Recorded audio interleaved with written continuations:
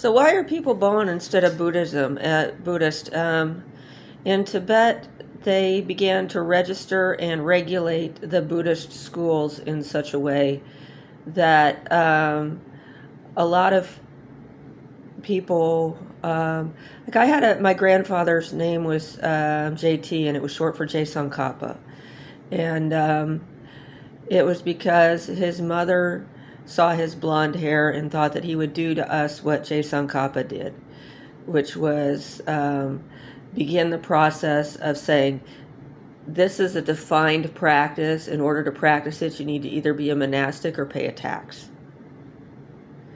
And this challenged people to come up with new practices that were less defined. What we were prior to that point, I am unclear on, but we were always a very formless group of people. And my guru put me on the formless path, which is also the lightning path, which is also the path of crazy wisdom. And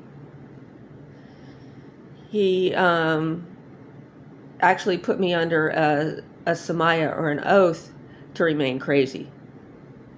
And this was, he generated resources to ensure. So if I start to act too normal, too ordinary, the world attacks me and puts me back into a psychotic state. It's not that I choose to do it, but he said that I could do things that could prevent that in my choices.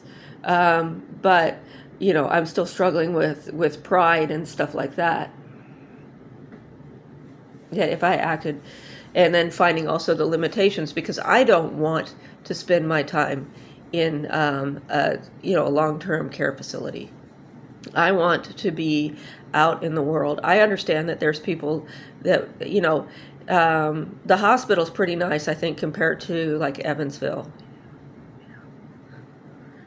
With people, when I first got to the hospital, I was, oh, this is nice. People bringing food to my room. I mean, I could just sit here and it's just like my meditation cell and all that. But then the drugs kind of interfered with my mental state, with my accumulations and such.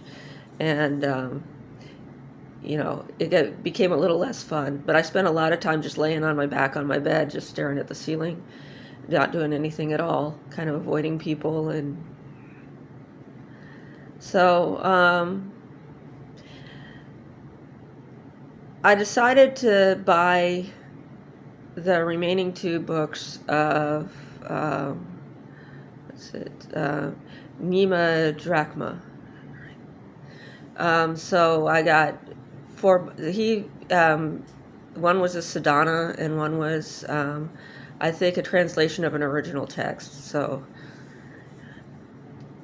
I think that more bond texts are going to come out, and I want to study and get current with what are the standards of vocabulary and explanation in English before that happens. It doesn't mean that what will be published will be consistent with that in its entirety, but it will give me some chances to align my neurons.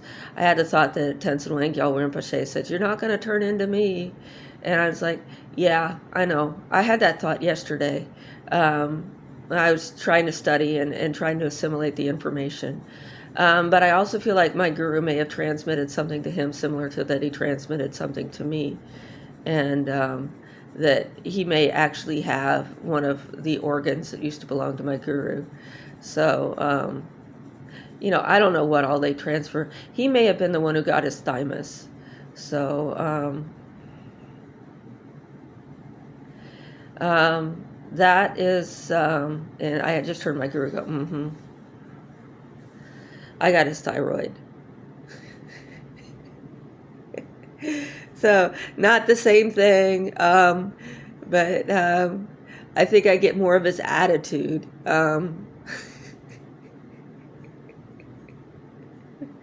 I think attitude is definitely centered in the thyroid. We'll see how this goes, but I just feel like my ability to concentrate isn't the greatest. I still want to read sutras and things like that, Why do I still read Buddhist stuff? Bon has Buddhas too, and it's interesting to see. Um, we have some stories about the Buddha that are very secret, and they're secret in the way that if I told you, you'd probably um, go light some torches and get your pitchfork. But it's definitely um, the truth, and it's a truth that a lot of monks and stuff understand as well, and also don't want to cause suffering and disruption to people. It's not anything bad. I mean, I'll just tell you that if you read the sutras, the different wheels and stuff like that, it looks like he kind of overdid the first wheel, and the two other wheels are a little bit of backpedaling.